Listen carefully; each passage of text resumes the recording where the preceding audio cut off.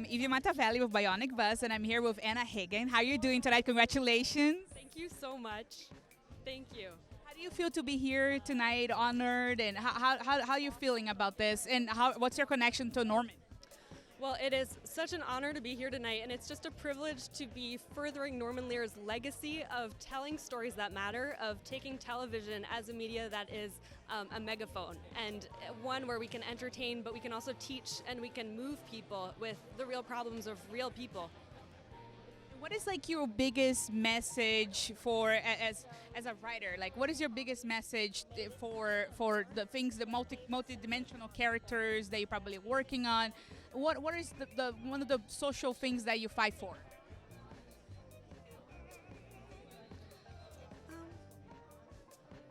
Well, The Diplomat is a story about a multidimensional character, partly because it's a woman in leadership. She is a career ambassador. It is the story of her taking on this role, this weighty role, one that she's seen modeled with her husband having been an ambassador. And she's taking his example and trying to do something new. I'm inspired every day working under the incredible Deborah Kahn, trying to tell a story that is a career story and a story with the stakes of war and the fate of the world, but it's also a personal story. It's a marriage story. It's about trying to repair relationships on the scale of a marriage as well as a global alliance. And it's a story about a woman coming into the role of ambassador and trying to find a new form of leadership. Do you have any tips for women finding new forms of leadership in an everyday life? Any tips as a powerful woman yourself? Do you have any tips to the younger generation? Well, this is not my tip, but this is a tip I heard from an ambassador. In the course of writing this show, we interviewed over 50 diplomats and intelligence people, and we talked to one woman who, as an ambassador, always advised other women to keep some rope and some running shoes in her desk so that she would be ready in case she had to rappel out the window if there was a reason why she had to evacuate the embassy. So that is to say, always be ready. I actually always keep some running shoes in the back of my car in case something happens too. Very smart, very smart. What a coincidence. Well, I hope you have a wonderful evening. And is anything else you're working on that what we should expect from you that we can look at? Look out for more Diplomat. Okay, we'll look for more Diplomat. Thank you so much for this wonderful interview. Thank you so much. Hi, Betsy. I'm Evie with Bionic Buzz. How are you doing tonight? How do you feel to be here in this evening? It's fantastic. It's great. I mean, this is an incredible event, and you know, it's so sad that we all lost Norman today, and I'm happy to be here though in being a part of honor something that he was, you know, such passion for. What does the award mean to you, and what is the meaning behind it? So this is an award that's to the Writers Guild and to the Screen Actors Guild. It's I'm gonna get very emotional. It means a lot. I mean, the last 9-8 months have been brutal, and I'm in the leadership of the Writers Guild West, yeah, and the strike has just been brutal, and the negotiations, and you know, the whole community at large has really suffered and sacrificed a lot, and then we had an extraordinary victory. So it's amazing. So this feels like, I'll tell you, 4 months ago, if you told me I would be standing here, I would have been like, oh, please, God. So it's great to be here. And just like to close it up, like, is there anything about Norman that you think like we should keep it in our minds, that we should remember, that touched you in a way that no one else ever did? He was fearless, and he never forgot though that what he wanted to do was entertain people, and with a message. And that is my goal. That is the goal, I think, for every great artist, is to be able to do both of those things is kind of the magic. Well, I hope you enjoyed this evening. Is there anything that you're working on currently that you would like people to be looking for? What's in the works? I'm writing a pilot for FX and one for ABC, so we'll see. Fingers crossed. Evie Matavelli with Bionic Buzz, and I'm here with Cheryl and Liz. How are you guys doing tonight? We're great. I'm great. What about you, Liz? I'm great. So how does it feel to be here, and how did Norman touch your lives? I think we've been saying he's just such an icon and so impactful, and I think that writing about real people and the truths of real people and the specific stories of real people, I think has inspired all of us and will, pervade over television always now. Yeah, absolutely. I second that. All of my life, I've been in the company of his work. And he has always been brave enough to tell those true, complicated stories. I also think tonight is so much really a celebration of his life. What a beautiful, long life he led. How lucky he was to live all those years and to be making art all along the way. That's a wonderful thing about the entertainment business, the longevity they can carry with you. So how does the Sentinel Award means to you guys? What is the message behind the award?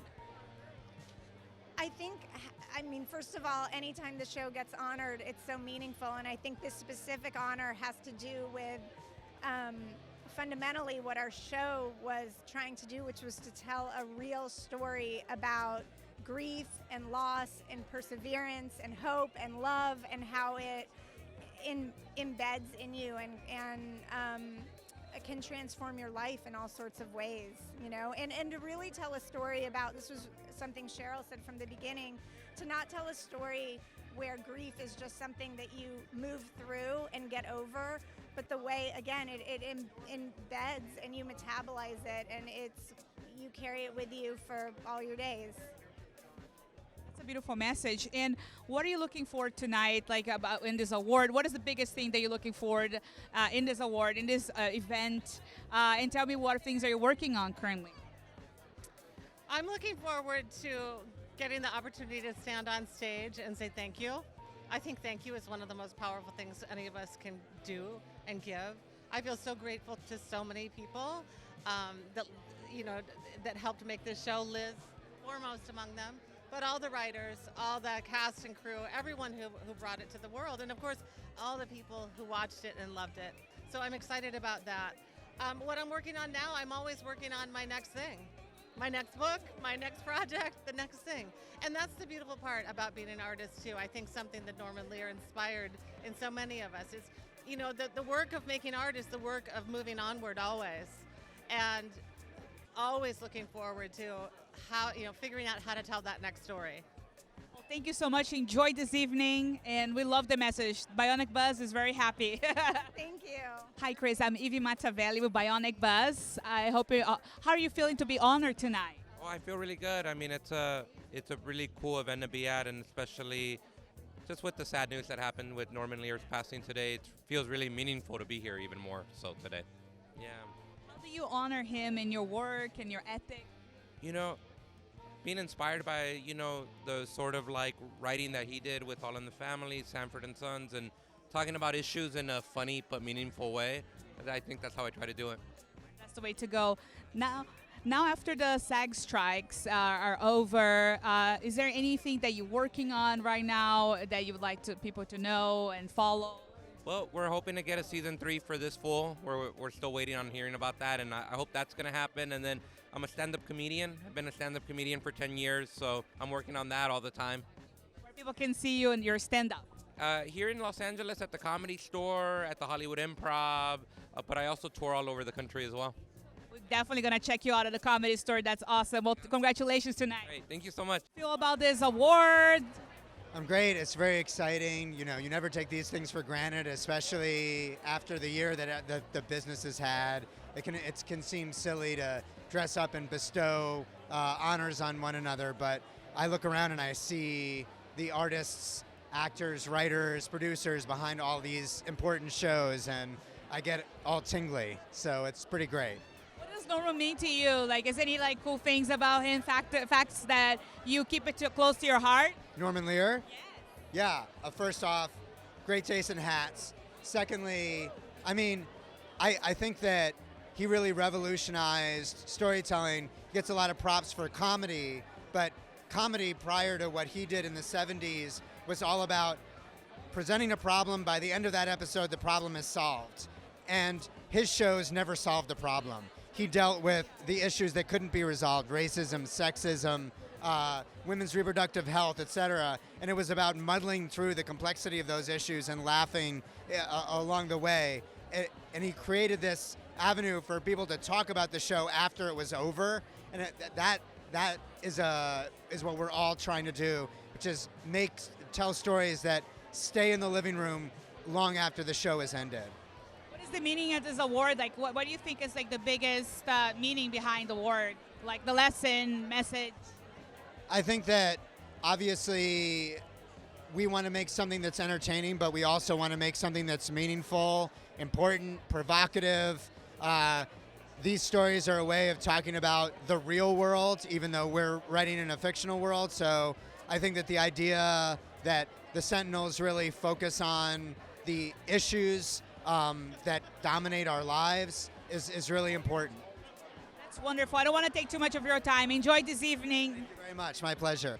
Nice to meet you. Just want to know, what do you think about Norman Lear and the mission behind these awards?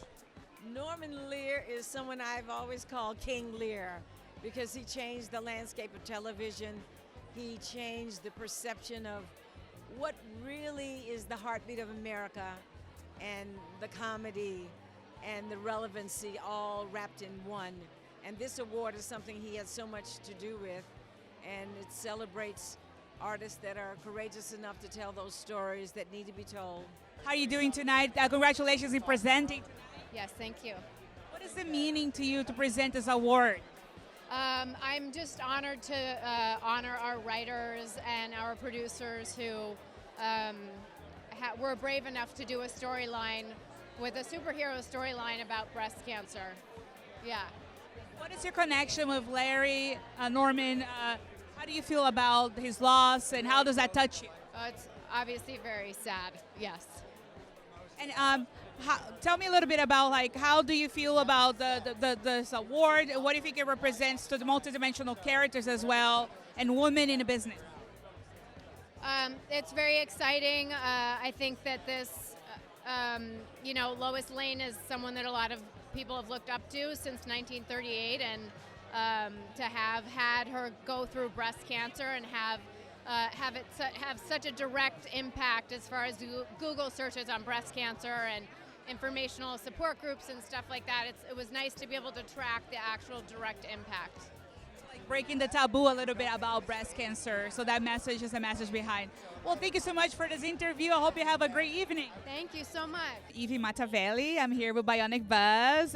You're here with Frank. How are you doing tonight, Frank? Oh, I'm doing good. Honored to be here. So how do you feel about the prize, and what does this mean to you, and what are the biggest lessons for Norman that can take it for your life? Oh man, yeah. We got it for the economic thing, and it's close to home because Los Botes is the episode, and actually my grandfather, that was one of our things we did, like to connect. He would collect the cans, and once I got like 6-7 bags, we would stuff it all in the truck, and that meant I was getting an ice cream, so I'm like, yeah, homie, so. It was just fun, a great experience. I used to watch the cans go in the machine, and it wasn't until I was older I was like, dang, that was somebody else's trash that helped us connect like that and get me some ice cream. so yeah, it hits close to home. So I'm honored. Yeah. So what does the Sentinel Award means to you? Oh man, everything. It's just a connection to people, the humanity of it. Everything. The writers, everything, and this awards in particular just finds the humanity, the human connection that we have in the art that we do. So it's dope. Yeah, I love it. Well, thank you so much for this interview. I hope you enjoy yourself this evening, and best of luck in all your endeavors. Anything else that you're working on that people should know? Oh, we're just waiting to hope to see that third season, but, I'm going to work on What We Do in the Shadows next month out in Toronto, so I'm grateful for that. But yeah. But thank you, Bionic Buzz. Third season. Thank you. Oh, let's go, baby. Light all the candles, Let's go. Right on. Thank you. Evie Matavelli. I'm with Bionic Buzz. I'm here with Isabel Kaplan. How are you doing tonight? I'm doing well. It's a wild sense of timing, but I'm glad to be here to celebrate Norman's legacy in life. How are you connected to Norman? My dad runs the Norman Lear Center for Entertainment, and I got to know Norman first when I was a child, and then when I was 16, I did my first internship at Declare Yourself, which was his youth voting nonprofit, and so I got to know him better and better from there, and he was an incredible presence. And what is the biggest impact he's going to leave behind in your life? Like, what do you think is something that he would tell you to remember about him and about life? I mean, he was extraordinary for the way that he was able to blend entertainment and meaningful social messaging, and to really believe that it's possible to make a difference in people's lives by reaching their empathy and reaching them as, you know, as characters and as humans. And I'm a novelist, and so I think about that often when I'm writing. The goal is to create a person who acts, talks, and thinks like a real person with flaws and with complexities in ways that people can relate to and learn from, and that can maybe change their minds and beliefs. Creating multidimensional characters must be a huge challenge as a novelist. What are you currently working on, and who is your newest character that you're working on? I am working on my next novel right now, and I just finished the big rollout for my novel Not Safe for Work, which came out this past year and is out in paperback now. Oh my God, I have to read it. I'm so excited now to know more about you. It's about working in Hollywood as a woman, so very, very on theme. Oh, I'm sure I'm going to identify with it. Yeah, something you don't know much about, I'm sure. Let me know if you're doing the feature and you need someone with a funny accent, because I have the Brazilian accent. Well, tell me more about like the honorees and the people here. So you grew up in this industry. You grew up knowing a lot about writers. About the strike, what is the biggest lesson that you think that we should learn as you know, and as a writer, like what we should take it, you know, as a writer after the strike is over? How to keep the ball rolling in Hollywood? I mean, progress is never one and done. You know, there were major growths and major improvements made after the strike, but this is an ongoing issue. Hollywood needs so much revamping in so many ways, and is so broken in so many ways. And you know, I sometimes feel the desire to say, you know, burn it all down and start again, which obviously is ineffective, but I think it's just keep going, and the solidarity, that's what works. It's the coming together and the standing together and the not backing down until meaningful change is made. That's a great point. It's great advice. Well, thank you so much for this wonderful interview. I hope you have a fantastic evening. I'm sorry for your loss. I hope you enjoyed this evening with your father. Thanks so much. Great speaking with you. Jaina, how does it feel to be presenting tonight? You look amazing. I'm saying on camera now so everybody knows. Thank you so much. It feels awesome. I mean, I haven't gotten this dolled up in a long time, you know, strike. But now that that's over, we can talk about things. And so it feels awesome to be here and present an award to our two new showrunners, Zoanne Clack and Peter Page, and I hope the writers here, Xavier Sinet. They did a wonderful episode of TV a couple of years ago. I think it was last season. It's all blending together. But it was an incredible episode of television, and it reflected what was happening currently. And it's such a powerful. It's a story, but it's also real life. So it's just a powerful episode in general. What does this award mean to you, and what do you think is the message behind the award? Like in your point of view, because I'm asking that question to people. Everybody has a different answer. So like, what does it mean to you? How does it make you feel? I guess it gives me some validation. I never really. I don't really put any weight on awards and accolades and things like that. I try to just stick to the work, but it really represents, you know, sort of like, I don't know, this effort, this like applause, this praise for the work that we did. Ooh, light went out. That's good. For the hard work. Well, tell us, like, after the strike, is anything that you're working on right now that you would like people to know, and let us know where we can find you. I am starting filming season 7 of Station 19 starting tomorrow. Woo! Yay! And I currently have my podcast called After We Wrap with Gabby Ortiz, and I do that on the side. And so, you know, time is really limited when we're on the TV schedule, but yeah, that's just trying to, you know, I guess balance work and social life is what I'm mainly doing. Everybody will check out this wonderful podcast and all your projects. We wish you the best of luck. Thank you so much for this interview. Thank you so much for having me. Jason, I'm with you for Bionic Buzz. How do you feel to be an honoree tonight? Yo, I am not an honoree so much as I am here on behalf of all the members of my union. Of SAG-AFTRA, and so that I'm incredibly proud of. I'm proud of what we've done. I'm proud of how we come together. I'm proud of the contract that we got, and you know, in the solidarity that got built up in the process of it. And I think that we're going to carry that forward and do some fantastic things. But tonight is about celebrating that we all came together. So I love that this, the Sentinel Awards are about celebrating people who are actually using their platform for a purpose and speaking about something. But I also think we have to acknowledge Norman Lear. What is the meaning of the award to you specifically, and how did Norman touch your life? Look, Norman Lear had a fundamental principle that every citizen has a responsibility to speak up about what they believe in. I mean, he was a true believer in the Constitution, as am I. And because of that, his whole thing was, I've got a platform, that means I can speak louder. You got to be responsible with it. You got to back it up. You got to have the receipts and actually know what you're talking about. But don't tell me to shut up just because I happen to be on TV every week. I'm going to speak on it. And so he used his platform on TV. I mean, look, for a lot of white America in the 70s and 80s, the only black people they knew, the only Latinos they knew were on, Sanford and Son, Good Times, The Jeffersons, Chico and the Man. You know what I mean? It's like he brought that into people's homes and they went, oh, they got the same problems we got. Multidimensional way. He showed like the human side, the problems, not just the character, like how would you say, like a character, like a Johnny Depp, like how do you say it? They weren't a caricature. They weren't mocking the people. They were full-fledged human beings. Look, there is no black person alive who, if I go, damn, they killed James, they know what they're talking about. That moment when something horrible happened to somebody you love that they did not deserve. Just because of where they happen to live. And I know, and there are very few black people I know who don't have that in their world.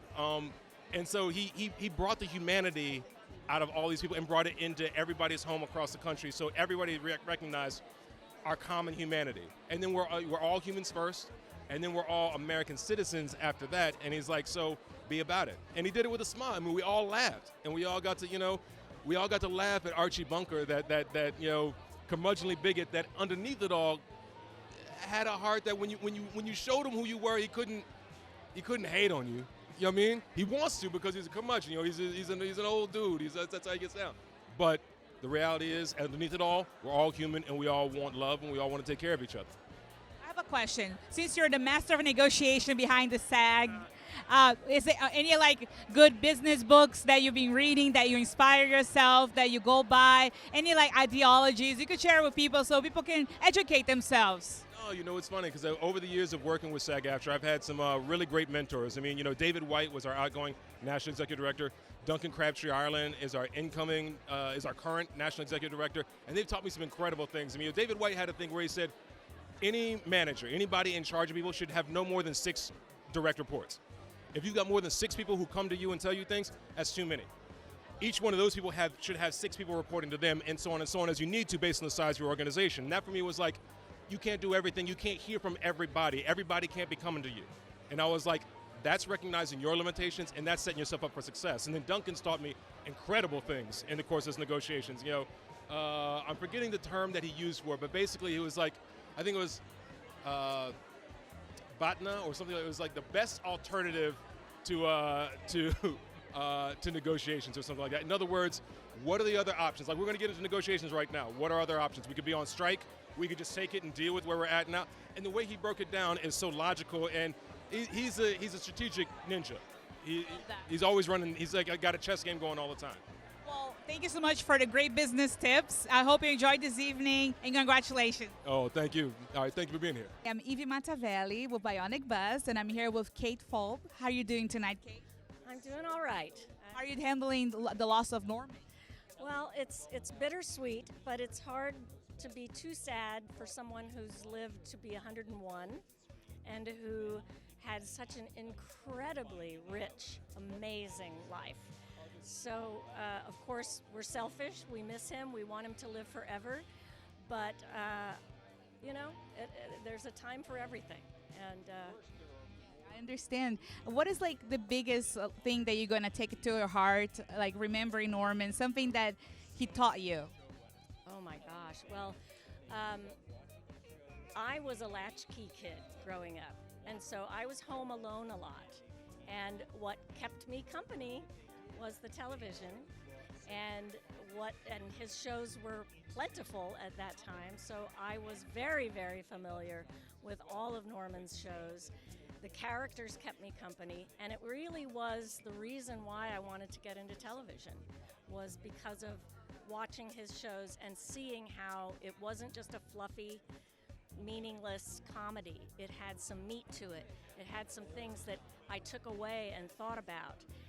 And I thought to myself, that's what I want to do. I want to be in entertainment, but I want to be in entertainment for the greater good. So like multidimensional characters, backstories, complete human beings in a way. Yes, and topics that were never addressed in situation comedies. In the 60s, they were all very fluffy, and Beaver got a C on his report card and is hiding it from his parents, and Norman, he said, that's not what goes on in my house. We have people that get cancer. We're talking about the Vietnam War. We're talking about real issues, and there's still humor in that, but I want to address some of these bigger issues, racism that is plaguing the country. And so he took the situation comedy, sort of turned it on his head, and took comedy and was able to reach people about some of these bigger issues. And that's what really hooked me in. And so the fact that I grew up and then got to not only meet him, but work with him and know his family was I'm getting goosebumps just thinking about it. It was a dream come true. That's so beautiful. I'm getting goosebumps as well. So tell me how this, what this award means to you. What does it mean for you to be here tonight? And what are you looking forward for tonight? Well, the Sentinel Awards are an annual event that we do every year where we honor a series of shows that have addressed important health and safety and scientific and pro-social issues accurately and with great entertainment value. So they are put through 2 rounds of judging with experts as well as people that work in the entertainment industry for storytelling and for impact on the audience and so forth. And so it's really a time to shine a light not only on the good work that these shows are doing, but also to shine a light on the issue that they're addressing in their show. And to also shine a light on, hey, Hollywood Health and Society is here to help, because you don't have to have worked with us in order to win an award. And many times there are shows that win an award from us and go, I never knew you existed. I'm calling you tomorrow, So, and we've got many clients because of that. Again, our client, I say clients, but it's all pro bono. We're just doing it for the greater good. So I'm always excited every year with the Sentinel Awards to be able to honor these shows and honor the writers who rarely get any love in Hollywood, Yes, I know. Now we have the strike that just ended. Yes. So before this happened with Norman, of course, we were planning to celebrate, and we still are, the resolution of both strikes, and that we're all back together and we can celebrate and be happy. And a chance to, again, celebrate the people behind these important stories. I think that's a great message. I really hope that you have a wonderful time tonight. Thank you so much for this wonderful interview. Thank you. I'm Evie from Bionic Buzz, and I'm here with Logan. Logan, how do you feel to be here tonight? I'm super excited to be here. I feel really good. Is this like the first award or the first project that you're working on in your career? Yes, Best Foot Forward. I've never acted before Best Foot Forward. I didn't really plan on it, but I did this project to really spread awareness, and this is the first award ceremony or anything that I've done. I'm a little nervous. What is the coolest thing about working on the set and working with such a prestigious writer for the show that's going to be honored tonight? The set and working there was just so welcoming. Everybody really felt like family, and it was super easy to show up to work every day. That's wonderful. And are you looking forward to this evening? What are you most looking forward to? Yes, I'm definitely looking forward for this evening. I don't really know what I'm most looking forward for, but I just know I'm going to be excited. I'm really happy to be here. Hope you have a wonderful time. Thank you so much for the interview. Yes, thank you. I'm Evie Matavelli with Bionic Buzz, and I'm here with Martin Kaplan. How are you doing today? Well, I'm sad because we lost a great man, and the center is named after him, and we all love him. So loss is there, but there's also the sense that he would want us to be festive because he loved this event. He and his wife Lynn came to it all the time. And so in their honor, we're going to go on with the show. How How are you connected with him professionally? Have you met him in other circumstances as well at those events? Norman's one of my closest friends. Met him 40 years ago, and ever since then we've been very close, and I've known all of his family and been through many things with them, and he's been a great supporter of all my work since then. And what are you going to receive tonight? How you feel about tonight regarding this award? I think we have a terrific group of winners. All of their programs demonstrate that entertainment can be a force for good. People complain about entertainment all the time, that dumbs us down and reduces our attention span. Entertainment can also make the world a better place. That's what Norman's shows did. That's why the center is named after him. That's why we have an award to honor what he did. And I'm thrilled that the group that are coming tonight continue that tradition. That's wonderful. Now, after the strikes are over, is anything else that you're working on right now? Anything that you would like people to know? Some project? Well, the work that we do is academic.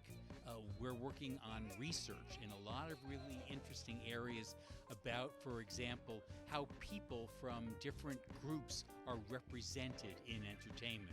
We recently put out a study of how people, Asian origin people, are represented in TV shows to ask whether there are enough of those representations and are they accurate. And that got a lot of buzz. That's a lovely initiative. I'm looking forward to hear more from you, and enjoy your night this evening. Thank you so much. Hi, Peter. I'm Evie with Bionic Buzz. How are you doing tonight? I'm wonderful, thank you. Congratulations in being honored tonight. Thank you very much. What does this award mean to you? What is the message behind it? I'm going to cry. Standing in front of a poster of that man who passed away yesterday, who is my literal hero. I so believe in the power of television to do good in the world, and this, to be celebrated for that, is really great. I'm so embarrassed.